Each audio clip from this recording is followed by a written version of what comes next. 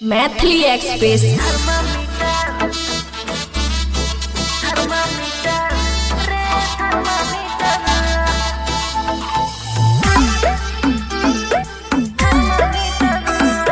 Khushi recording studio Baluaha.